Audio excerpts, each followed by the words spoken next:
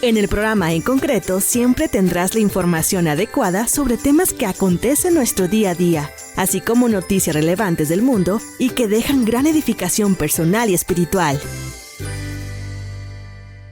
Presentarles ahora a la doctora Paola Suárez. Es una inmigrante de Colombia que trabaja como neuropsicóloga clínica bilingüe y profesora adjunta clínica en el Departamento de Psiquiatría y Ciencias Bioconductuales de la Universidad UCLA. Su principal área de investigación ha sido comprender el papel del bilingüismo en el funcionamiento del cerebro.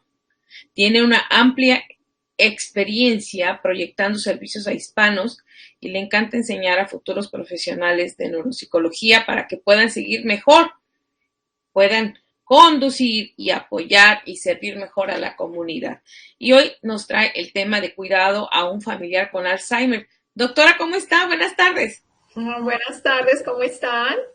Un gusto que nos esté acompañando nuevamente, por supuesto, muy felices de tenerla con nosotros, le agradezco su tiempo y por supuesto, importantísimo este tema que ahora nos trae a la mesa. Y bueno, que es importante hablarlo por toda la gente que tiene familiares o personas que están cerca y que estas personas pues cuidan a alguien que tiene Alzheimer, ¿no?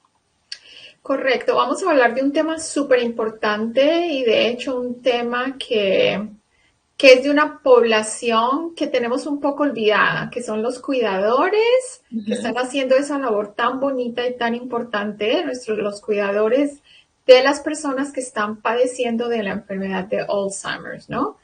Antes de que sigamos con el tema, yo creo que dejaría de ser psicóloga si no reconozco que la última vez que estuve acá tuve el gusto de hablar del tema del estrés postraumático, ¿no es cierto? Del trastorno de enfermedad de estrés postraumático.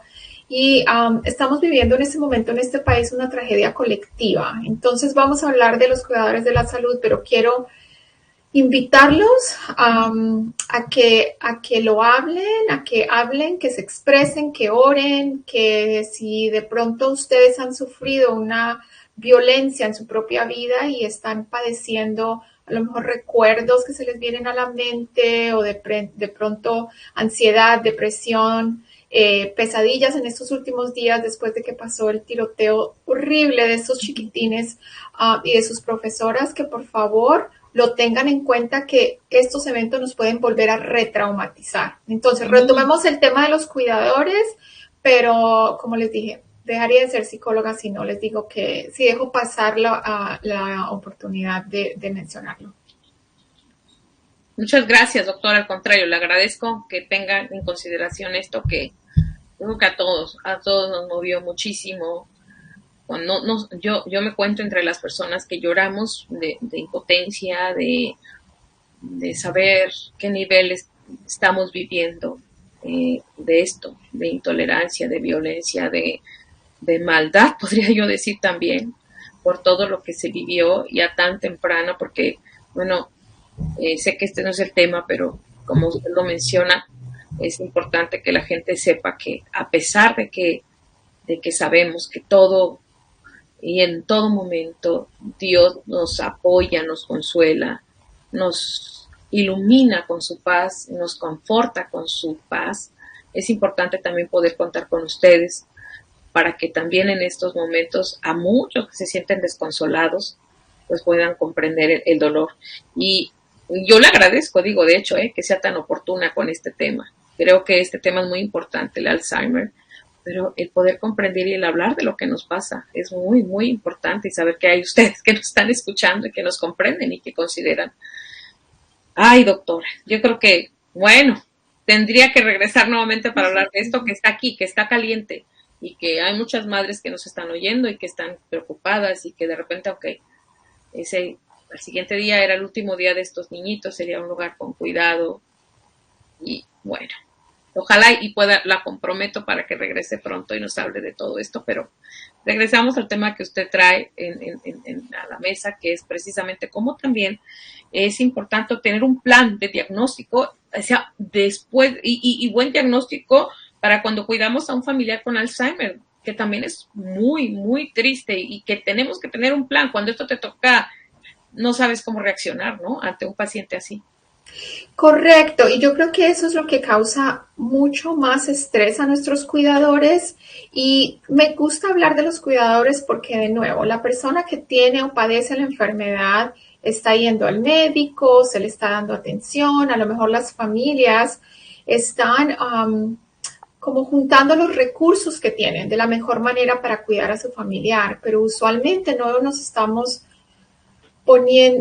poniendo cuidado a esa persona que es la que está cuidando al cuidador. Y nos gusta hablar de la analogía que dan cuando uno se monta en un avión, ¿no es cierto? ¿Qué es lo que le dicen a uno? Primero ponerse la máscara de oxígeno a usted mismo antes de ponérsela a una persona que necesita ayuda o a un niño o una niña.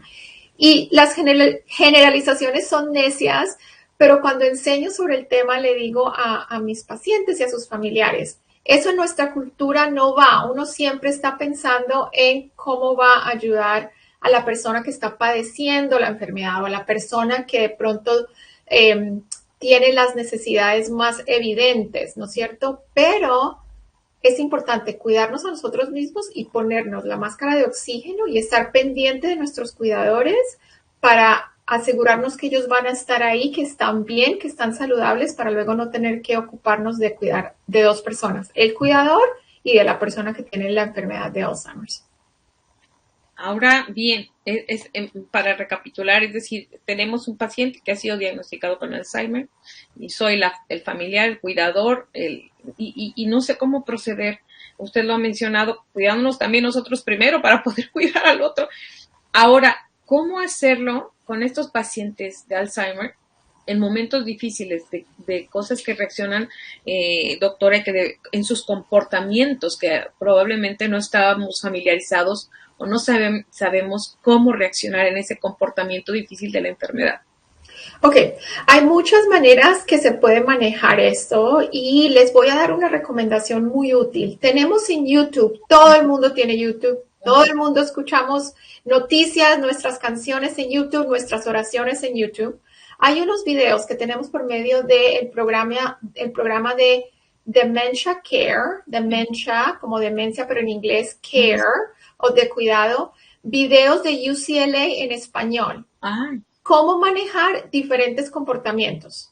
Pero les voy a dar una clave. Si les puedo dar una clave o un consejo muy importante es evitar en enfrascarse o en meterse en una pelea o en una contradicción constante con la persona que tiene Alzheimer's, que de pronto se rehúsa a comer o se rehúsa a tomarse sus medicamentos o se rehúsa a bañarse. Tenemos que ser creativos.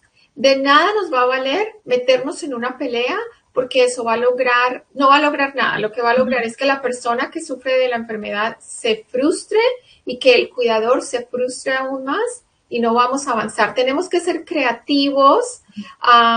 Decimos en mi país como darle la vuelta o mirarle la comba al palo, como ser creativos, a lo mejor inventar juegos, inventar truquitos y no tomarse las cosas personal, porque el cerebro de esta persona que sufre de Alzheimer no es como el cerebro de una persona que ha tenido a lo mejor un envejecimiento, lo que se llama un envejecimiento normal, ¿no es cierto? Esas células del cerebro que nos ayudan a razonar, a pensar, no están funcionando. Entonces, meternos en una pelea con nuestros pacientes de Alzheimer's o con nuestros familiares que padecen de Alzheimer's no es algo que aconsejamos. Ahora bien, esto es muy importante porque tenemos que tener en cuenta el diagnóstico y cuando usted nos lo ha mencionado, es decir, tenerlo claro y decir, a ver, ya no puedo considerar a esta persona en el parámetro de la persona normal, no puede reaccionar normalmente como estábamos acostumbrados. Ahora, ¿qué hace la persona que ya está sobrepasada? Que dice, ya esto ya me sobrepasó, la persona que cuida o la persona que está a cargo de este paciente. Estamos hablando de cuando una persona tiene Alzheimer's, está bien diagnosticada, porque el diagnóstico es muy importante. Creo que me lo preguntaste hace unas preguntas, no sé si lo contesté claramente. El diagnóstico se debe dar por medio de, primero, doctor general, por favor que los refieran al neurólogo, Idealmente el neurólogo que lo refiera a un neuropsicólogo y que sea un equipo de doctores que hagan un diagnóstico bien hecho y en nuestro idioma, ¿ok? Nosotros nos encargamos de eso. Nunca que me le vayan a hacer un diagnóstico con un doctor que no hable el idioma suyo, por favor, muy importante, porque el comportamiento de una persona que tiene Alzheimer's y sus problemas son muy diferentes a una persona que tiene otra enfermedad neurodegenerativa que viene con la edad. Y el manejo es muy diferente. Entonces, entender el diagnóstico muy, muy, muy importante. ¿Okay? ¿Qué se hace cuando estamos rebasados, cuando hay frustración? Hablar con otra persona, sin vergüenza, sin sentirse que el estigma de que a lo mejor no lo estoy haciendo bien, el estigma de que me van a decir que no quiero a mi papá, no quiero a mi mamá, no quiero a mi esposo. Un día de descanso, retirarse, decir, hoy necesito ayuda, buscar recursos. La Asociación de Alzheimer's tiene muchos recursos. UCLA, por ejemplo, para las personas que no sepan, nosotros tenemos grupos de apoyo que se encuentran una semana, cuidadores en su idioma de los problemas, de los retos, y eso los va a descargar mucho emocionalmente. ¿Okay? Meditación, oración, estamos en un programa donde yo diría que la mayoría nos podemos decir que un recurso que tenemos emocional es la oración, usar la oración, cuidarse a sí mismo y muy importante, educarse sobre la demencia. Nosotros en UCLA también tenemos campamentos para los cuidadores que duran todo un día, tenemos 1 hora en el verano en español y nos sentamos todo un día a aprender, pero también a procesar muchas de estas emociones, frustraciones, alegrías que vienen con ser un cuidador de una persona que sufre de Alzheimer's. Doctora, qué importante todo esto que nos ha mencionado. Yo se lo agradezco. Quiero darles un número de teléfono que también les puede ayudar para más información. 310-206-9326. Doctora, muchísimas gracias. Muchas gracias a ustedes por tenerme en el programa. Gracias. Vamos a una pausa y al regreso estará con nosotros la doctora Claudia Giraldo para hablarnos acerca de las harinas. Pausa y regresamos en concreto. No te pierdas ningún programa de En Concreto, bajo la conducción de Demi Orozco. Solo descarga la aplicación, regístrate y ya estarás disfrutando de este y más contenidos de la programación de Guadalupe Radio.